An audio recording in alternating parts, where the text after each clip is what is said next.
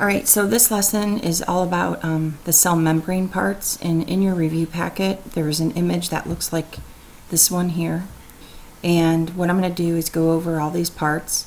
We've talked about these parts of the cell membrane for the past 2 weeks, but we've never really specifically identified them.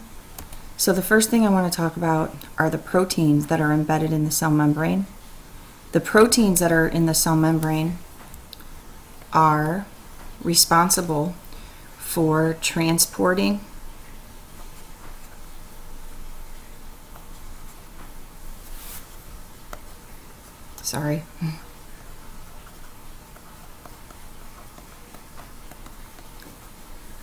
molecules across the cell membrane. So we've learned that things can get across the cell membrane freely without having any assistance. But there are some types of molecules, like glucose, for example, that actually needs a little bit of help getting across the cell membrane. And it does so through being transported through proteins like the ones that are pictured in this image here. So one of the key things then, again, is transporting. Okay. The other thing that it is responsible for regarding proteins in the cell membrane is acting as like a base in the cell membrane. And upon that base, that protein base that's in the cell membrane, there's a carbohydrate attached to it, and that acts as like the name tag of the cell. It identifies the cell as to what type it is. It also sends messages. So in order for that carbohydrate, as seen in the image here, in order for that carbohydrate to be in the cell membrane, it needs the help of this protein base for it to be embedded in the cell membrane. Okay, so again, a key thing is transporting, and it can be transported through two different types of proteins. There's the channel protein, and there's also the carrier protein. Okay, so there's two different kinds. And then another function of the protein is acting as a base for a carbohydrate. So a base, and it's for the carbohydrate.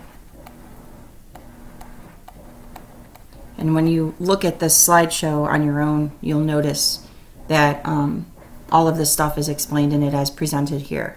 So if I'm not making sense, you can always reference that, okay? So it's a base for the carbohydrate, and that carbohydrate, remember, is the name tag of the cell. It actually identifies the cell as to what type it is, and it also sends and receives messages. So if a cell needs something, or if it needs to get rid of something, it'll actually communicate that.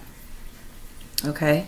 Now, as far as in the image in your review sheet as to where these things are, the things that I've highlighted here in yellow are those proteins. So here we have a channel protein. Here we have a carrier protein. You can see the difference in the two. And then also this one, this is the base protein.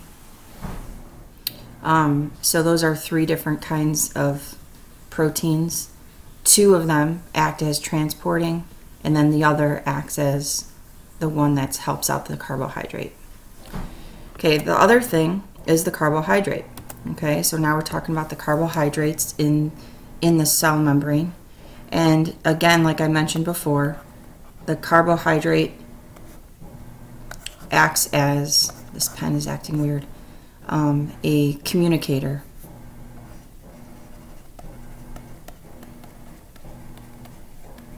So it not only identifies itself as to what type of cell it is, but it also sends messages. Okay?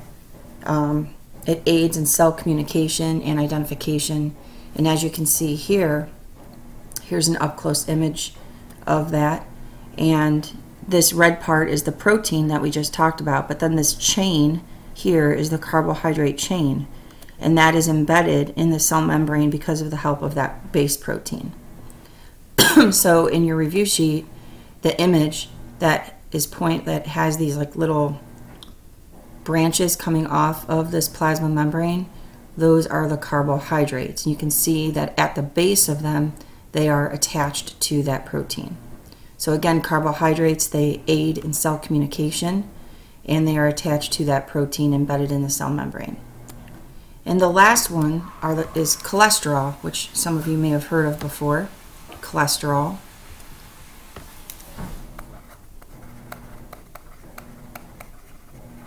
So cholesterol is embedded in the cell membrane. It actually is embedded between the tails in the phospholipid. And the reason why cholesterol is between the tails is because of it prevents the tails from sticking together. They naturally want to stick together. So here's the polar head and then the nonpolar tails. So cholesterol is actually embedded within and between these phospholipids. Okay, so here's a phospholipid and then another one, and then in between here is the cholesterol.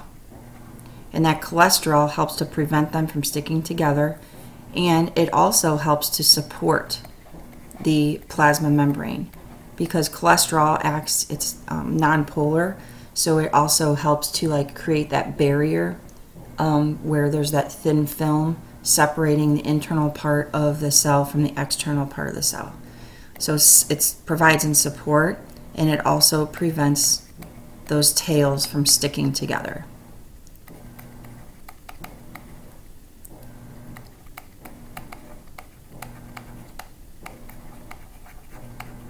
And again, this is also written, typed out in the presentation here. So where is this at? Actually, in the image, it's a poor picture, but what the red is pointing to here is it looks like it's pointing to the tails of the phospholipid, but it's actually pointing to a very small little drawing in there of the cholesterol amongst it. So it's pointing to the cholesterol. It's like a chain, a molecular chain, and that molecular chain is embedded between the phospholipids in this image if I were to enlarge it like this. So it's actually pointing to that. And so you just want to write cholesterol there, okay, as part of the word choices and word bank that you have for it. Okay, so those are the main parts of the cell membrane.